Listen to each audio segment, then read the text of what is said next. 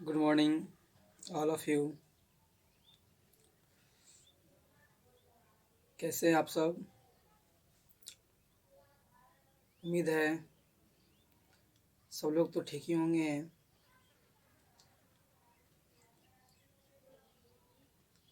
आज फिर से मैं आप लोगों के बीच उपस्थित हूँ।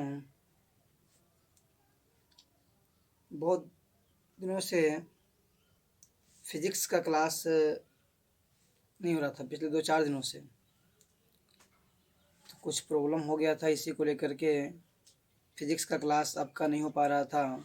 और सारे जो क्लासेस जो थे, मैथ वाला भी, वो भी आपका सही से नहीं हो पा रहा था।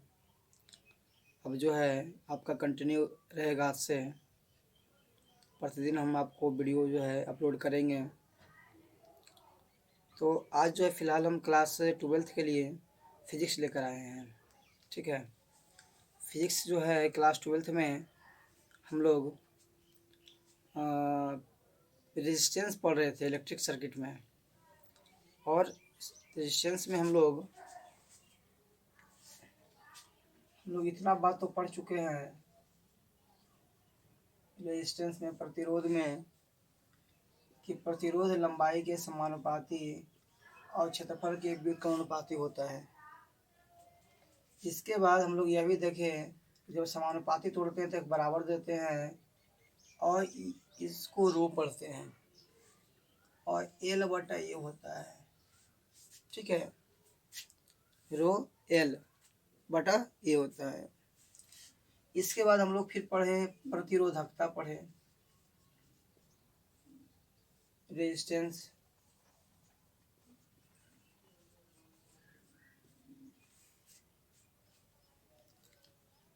प्रतिरोधकता, रेजिस्टिविटी, रेजिस्टिविटी तो रो बराबर R A by L, rho बराबर R A by L, resistivity. इसमें हम लोग पढ़े विशिष्ट चालकता, विशिष्ट चालकता, कंडक्टिविटी,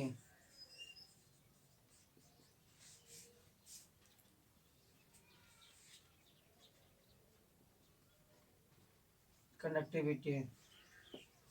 ए क्या होता है? ए आपका सिग्मा बराबर 1/ρ। इसके बाद फिर हम लोग पढ़े चालकता, कंडक्टेंस।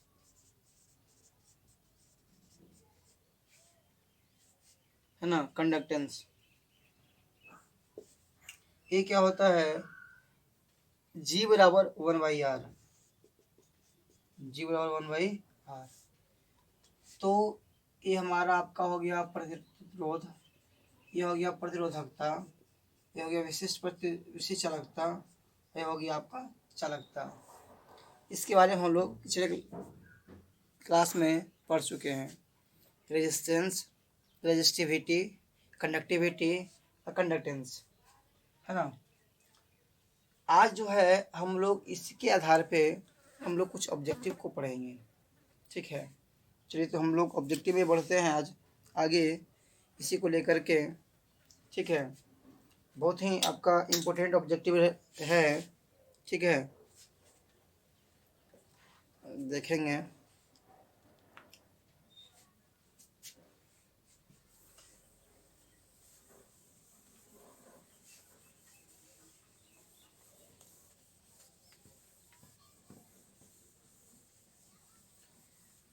देखिए, पहला क्वेश्चन आपका रहेगा ऑब्जेक्टिव आज का। ठीक है,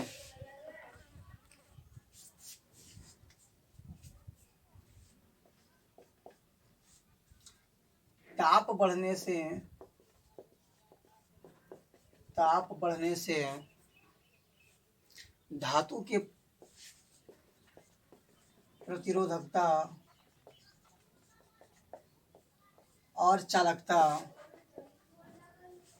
ताप बढ़ने से धातु की प्रतिरोधकता और विशिष्ट चालकता, और विशिष्ट चालकता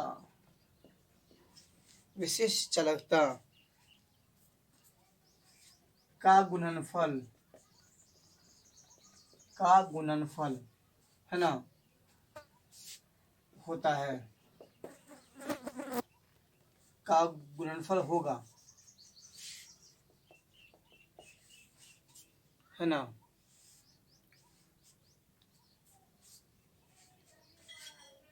या फिर ऐसा कर सकते हैं, ताप बढ़ने से धातु के प्रतिरोधकता और विशिष्ट चालकता के गुणनफल का मान, के गुणनफल का मान,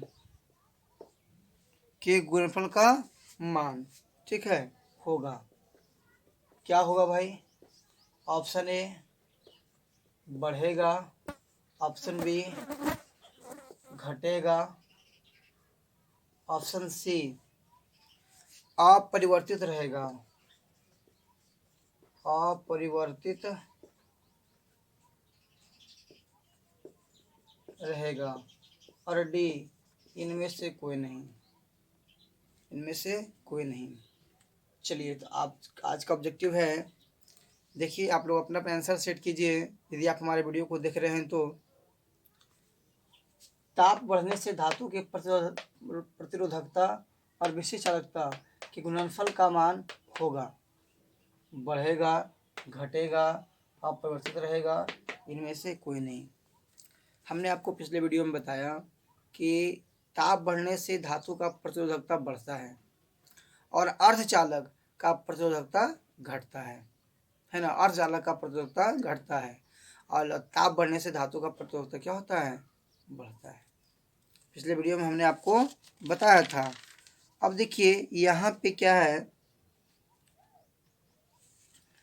कि किसी भी ताप बढ़ने से धातु का प्रतिरोधकता बढ़ता है, वो तो ठीक बढ़ता है। किसी भी वायर में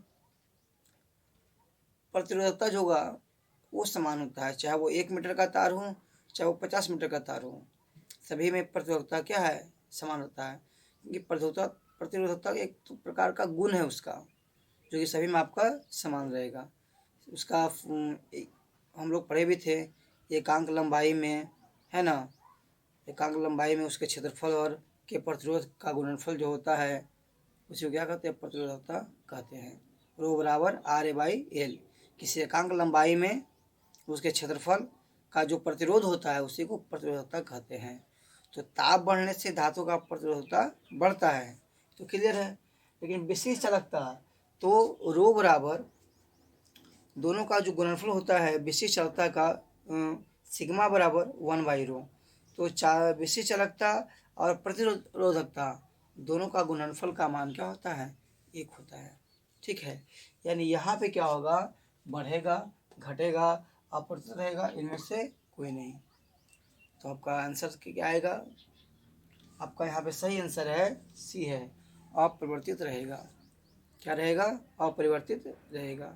ये आपका सही जवाब है, ठीक है। तो आप लोग अपना अपना आंसर एक कर लीजिए कि आपका सही आंसर क्या आएगा। घटेगा, बढ़ेगा, अपरिवर्तित रहेगा, तो आपका इसका सही जवाब क्या? अपरिवर्तित रहेगा। चलिए आगे हम लोग देखते हैं दूसरा ऑब्जेक्टिव, ठीक है, कि किसी तार, आइए, किसी तार को खींचकर, किसी तार को खींचकर दुगना, किसी तार को खींचकर दुगना कर देने से, दुगना कर देने से उसका प्रतिरोधकता, उसका प्रतिरोधकता क्या होगा? क्या होगा? ठीक है, तो इसका ऑप्शन आपका है 2 गुना होगा, 4 गुना होगा, 8 गुना होगा और अपरिवर्तित रहेगा। देख लीजिए, कहता है किसी तार को खींचकर दुगना कर दिया जाता है। किसी तार को खींच कर दुगना कर देने से उसका प्रतिरोधकता क्या होगा? तो अपना अपना आंसर तैयार करें। क्या आपका आंसर आएगा? चलिए सोच लिए सब कोई। आइए, किसी तार का किसी तार को खींचकर किसी तार को खींचकर दुगना कर देने से उसका प्रतिरोधकता क्या होगा? तो अभी अभी हम बताए कि तार इतना वो रहे चाहे तार इतना रहे, तार वो 1 मीटर का रहे चाहे तार वो 20 मीटर का रहे, दोनों में जो प्रतिरोधकता जो होगा वो समान होता है। प्रतिरोधकता क्या होता है? समान होता है, क्योंकि प्रतिरोध लंबाई के समानुपाती, जितना लंबा तार होगा उतना ज़्यादा प्रतिरोध होगा। लेकिन यदि उसका मोटाई पर डिपेंड करेगा, यदि तार पतला तार है तो उसमें प्रतिरोध ज़्यादा होता है, और यही तार मोटा तार हो गया उसमें प्रतिरोध क्या होगा? कम रहेगा। तो इसका जो प्रतिरोध होता है ये क्षेत्रफल के उल्टा होता है। क्षेत्रफल ज़्यादा तो प्रतिरोध कम, क्षेत्रफल कम तो प्रतिरोध ज़्यादा। तो कहता है कि आर समानुपाती एल व्युत्क्रमानुपाती एरिया है ना, तो यहाँ पे होता है रो एल बटे आर ए। यही जो रो है यह किसी तार का है ना क्या बताता है? प्रतिरोधकता बताता है। तो चाहे वो छोटा तार हो चाहे वो लंबा तार हो, दोनों में प्रतिरोधकता आपका समान रहेगा। तो तार इतना हुआ है, इसको खींच के इतना बड़ा कर दिया, तो क्या प्रतिरोधकता पे कोई प्रभाव पड़ेगा? नहीं। इसका भी आंसर क्या होगा? डी होगा। अपने आंसर मिला लें, इसका आंसर क्या होगा? डी हो जाएगा कि प्रतिरोधकता पर जो आपका जो होगा वो क्या होगा? अपरिवर्तित रहेगा। ठीक है, किसी तार को खींच कर दुगना कर देने से उसका प्रतिरोधकता क्या होगा? तो वो अपवर्तित होगा। ठीक है, चलिए आगे देखते हैं हम लोग।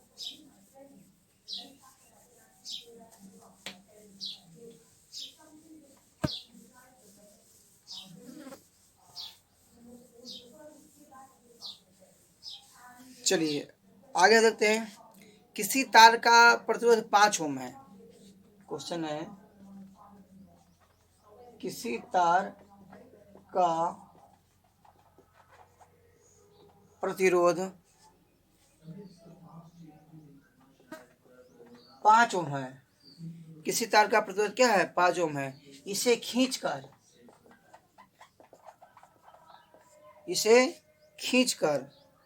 इसकी लंबाई का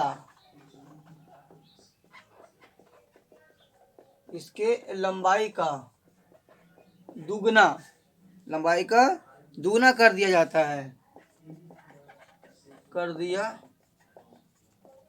है। इसका प्रतिरोध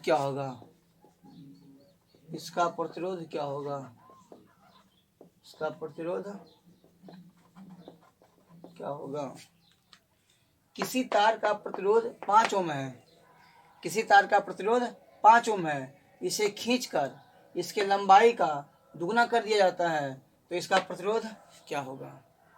ऐसा क्वेश्चन है। किसी तार का प्रतिरोध 5 ओम है, इसे खींचकर इसके लंबाई का दुगना कर दिया जाता है, तो इसका प्रतिरोध क्या होगा? चलिए तो हम ऑप्शन आपको देते हैं। ठीक है, ऑप्शन दे या फिर नहीं दे? चलो देते हैं। 10 ओम बी है, 20 ओम सी है, 15 ओम और डी है ना। इनमें से कोई नहीं। किसी तार का प्रतिरोध 5 ओम है, इससे खींचकर इसके लंबाई का दुगना कर दिया जाता है, इसका प्रतिरोध क्या होगा? बहुत ही इंपॉर्टेंट सवाल है, आपका परीक्षा में 2 अंक का पूछता है। ठीक है, चलिए तो इसको हम देखते हैं सॉल्यूशन कैसे इसको बनाएंगे। सबसे पहले आपके पास क्या दिया गया? तार का प्रतिरोध दिया गया है। आर बराबर कितना? 5 ओम। आर बराबर कितना हो जाएगा? 5 ओम। आर को हम लिख सकते हैं रो एल बटे आर बटे ए। रो एल बटे ए बराबर कितना हो गया? 5 ओम। ऐसा करते हैं कि इसको लेते हैं L1, इसको लेते हैं A1। रो L1 और बटे A1 बराबर 5 ओम। समीकरण फर्स्ट। अब आप यहाँ पे एक बात समझिए कि कहता है किसी तार का जो प्रतिरोध है वो 5 ओम है। अब इसके लंबाई से इसे दुगना करके खींच दिया गया है ना। तो जितना लंबा पहले था उस उससे तो लंबाई जरूर बढ़ जाएगा ना, लंबाई बढ़ जाएगा। लेकिन क्या उसके आयतन पर प्रभाव पड़ेगा? नहीं। जिसका जो आयतन जो रहेगा वही आयतन उसका उतना ही रहेगा, लंबाई भले बढ़ जाएगा। जितना लंबा पहले था उससे दोगुना हो जाएगा, लेकिन जितना ग्राम का पहले वो था, जितना उसका वेट पहले से था, खींचने पर भी उसका वेट वही रहेगा कि बढ़ जाएगा? उसका वेट तो वही रहेगा, है कि नहीं। यानी हम यहाँ पे कह सकते हैं अकॉर्डिंग टू क्वेश्चन V1 बराबर V2, दोनों का जो आयतन होगा वो क्या होगा? V1 बराबर V2 होगा, है कि नहीं। और यहाँ पे आपका क्या हो जाएगा, यानी एरिया और इसका लंबाई, है ना। यानी लंबाई गुनी चौड़ाई गुनी ऊंचाई होता है ना फार्मूला। तो यानी A1 और L1 और A2 और L2, A2 और L2, ठीक है। अब यहाँ पे प्रश्न में क्या कहता है कि जितना लंबाई पहले था उसी लंबाई का क्या कर दिया? दुगना कर दिया, यानी नया लंबाई हो गया ना। यानी L2 बराबर, यानी L2 बराबर क्या हो जाएगा? 2L1।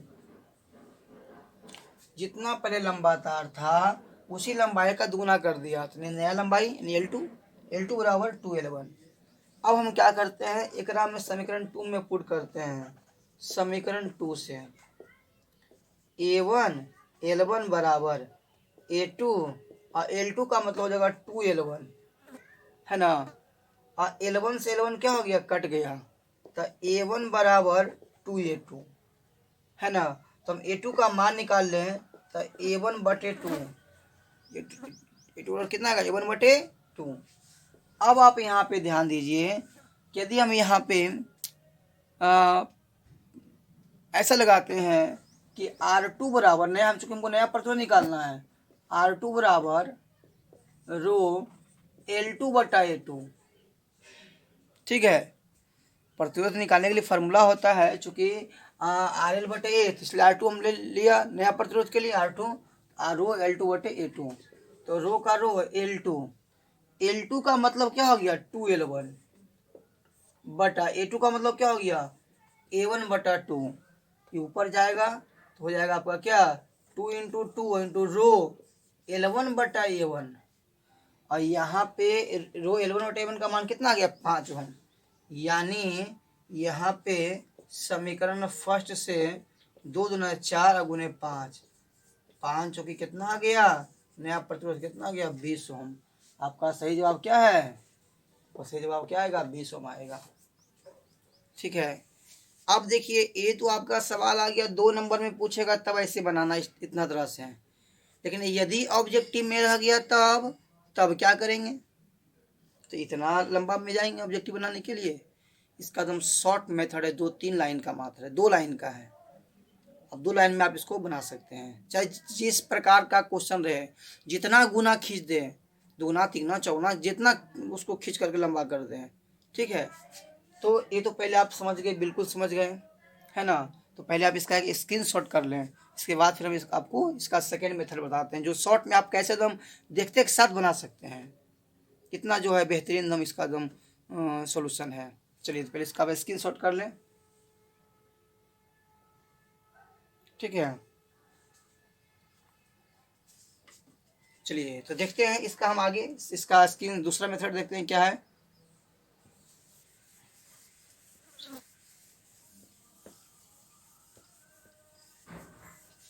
आइए देखिए आपको करना क्या है इसका सेकेंड मेथड में।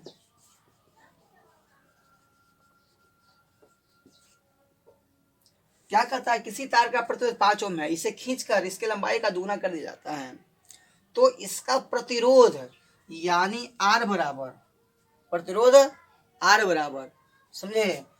तो कहता है ना, तो R बराबर तो क्या होता है, जितना खींचेगा तो खींच कर, जहां रह गया खींच कर, जहां क्या रह गया?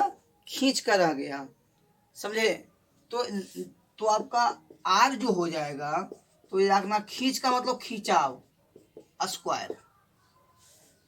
खींच रहा है, जितना खींचेगा उसका स्क्वायर कर देना है, खींच कर उन्हें खिंचाव स्क्वायर। और गुने गुने प्रारंभिक प्रतिरोध, यानी गुने क्या, प्रारंभिक प्रतिरोध, समझे। और ये आपका क्या हो गया, नया प्रतिरोध। नया प्रतिरोध बराबर खींचकर माने खिंचाव स्क्वायर उन्हें प्रारंभिक प्रतिरोध। अब आप देख लीजिए, खींचकर खिंचाव तो कितना इसका, खींचकर लंबाई क्या कर दिया, दुगुना कर दिया है। क्या कर दिया है, दुगुना। तो 2 का स्क्वायर। अब उन्हें प्रारंभिक प्रतिरोध कितना हो गया, 5 ओम हो गया, 5 ओम।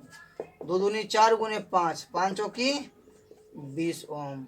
बताइए कितना आसानी से बन गया, है ना, कितना आसानी से बन गया।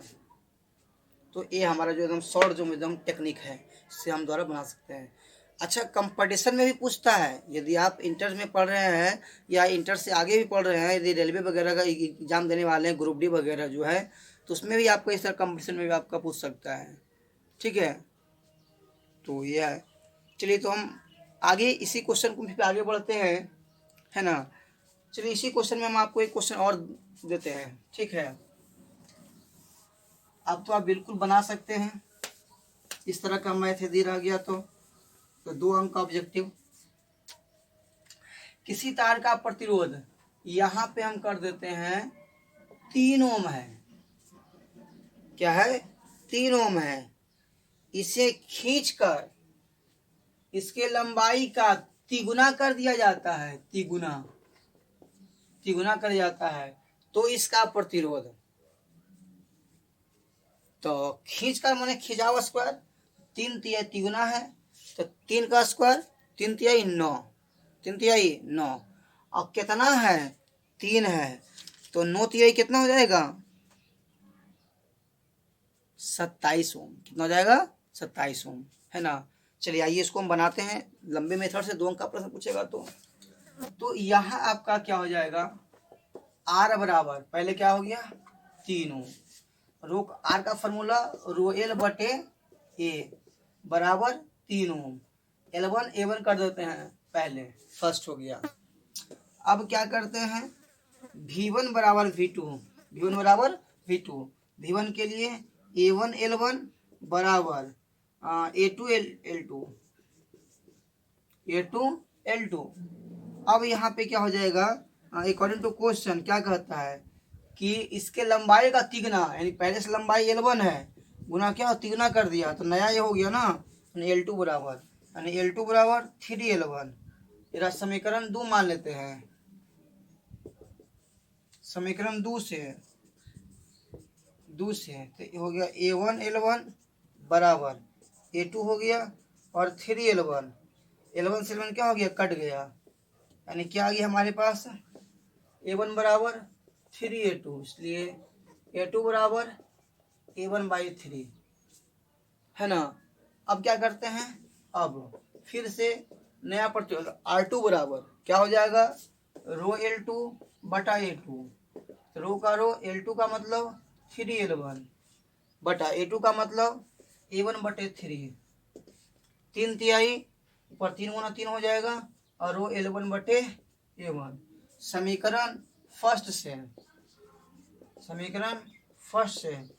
3 तिहाई 9, और रो L1 बटे A1 का मान 3 हो गया, तो 9 तिहाई कितना हो गया, 27 ओम। कितना हो गया, 27 ओम आपका आ जाएगा, नया प्रतिरोध आ जाएगा R2 बराबर। सेकेंड मेथड, खींच गुने खिंचाव स्क्वायर, तो तिगुना कर रहा है, 3 तिहाई 9 और 9 तिहाई 27, ये आपका 27 हो जाएगा आंसर। ठीक है, चलिए समझ गए।